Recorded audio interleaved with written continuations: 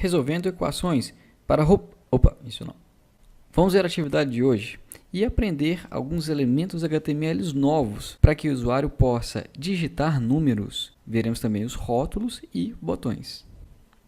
Essa é a nossa atividade de hoje. Vamos criar uma página que calcula uma equação de segundo grau. Vai achar as raízes.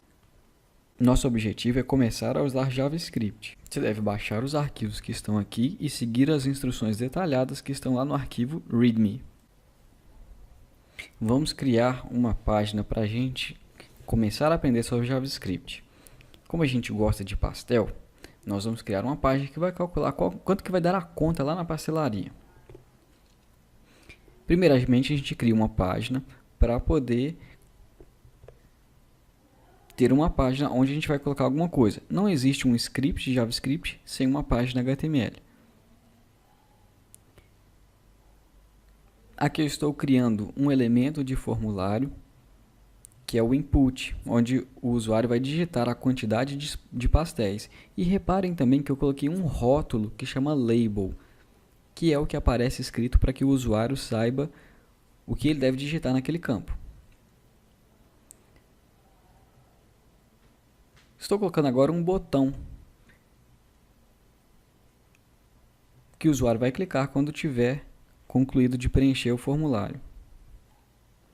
Agora vamos colocar o preço do pastel. Reparem que existem vários tipos de input, mas hoje a gente vai usar só esse number. Se eu quiser que cada quantidade de pastéis e preço do pastel fiquem em uma linha separada, a melhor forma que eu tenho para fazer isso é agrupá-los usando uma div, que é block. Só que eu estou incomodado um pouco com distância entre eles. Eu vou colocar uma margin bottom para essa div, de forma que vai ter um espacinho entre cada uma.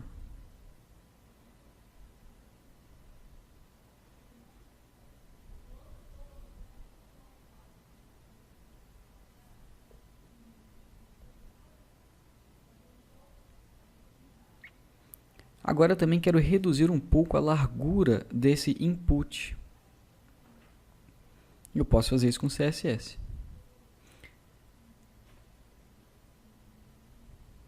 Vou colocar agora um outro tipo de input, que é o input text, type text, que é para digitar texto. E a minha intenção é que o usuário digite o seu nome.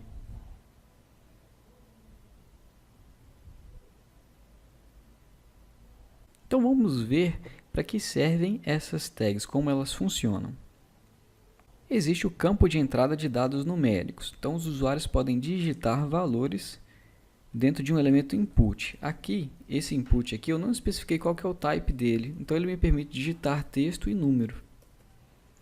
Mas tem vários tipos. O text, que é o padrão, existe o date e existe o number, que é o que a gente vai usar hoje. Quando eu coloco number, o navegador coloca essas setinhas aqui para mim. E eu consigo estilizar apenas os inputs do tipo number usando um seletor, que é o seletor de atributo. Olha que legal. Se eu colocar input largura 40, isso vai fazer com que todos os inputs de qualquer tipo tenham 40 pixels de largura. Mas se eu quiser que apenas os tipos de number tenham 40 de largura, é só usar um seletor de atributo. Isso aqui eu leio como: eu estou criando uma regra para todos os inputs que tem um atributo que chama type com um valor exatamente igual a number. Aí existem alguns atributos para esse input number. Olha só, existe o atributo value, que define qual que é o valor inicial. Então, se eu coloco value igual a 4, eu vou ter esse resultado aqui com o valor inicial, que eu posso alterar depois. Existem os atributos min e max, que definem qual que é o número mínimo e qual que é o número máximo. Olha só que legal, mínimo 3, máximo 5. E existe também o atributo step, onde eu passo um número e ele vai ser o quanto o navegador incrementa o meu número. Além do input, a gente precisa de um rótulo para poder informar o usuário o que aquele campo significa.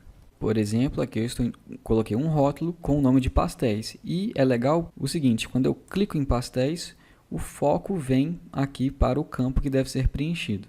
eu preciso especificar a que input esse rótulo se refere. E eu posso fazer isso de duas formas. A primeira, que eu não gosto muito, é a seguinte. A gente abre o label, fecha o label, coloca lá o texto que vai aparecer e coloca um input dentro do rótulo. A segunda forma, que eu prefiro, a gente coloca o label, aí existe um atributo for, ou para quem é esse label. Aí dentro desse for, a gente coloca o ID que a gente colocou para o input. Isso é mais legal porque aí na árvore do HTML, tanto o label quanto o input são irmãos. O input não é filho do label e eu tenho uma preferência para esse caso. No exemplo, a gente também viu como definir um botão. E a gente usa o elemento button. A gente tipicamente especifica um ID, mas ele também não seria necessário estritamente. Só que a gente não consegue definir nenhuma lógica para ser executada quando a gente clica no botão usando o HTML. E é para isso que a gente vai usar o JavaScript e entender esse código aqui de baixo. Sendo assim, vamos ver algumas características da linguagem.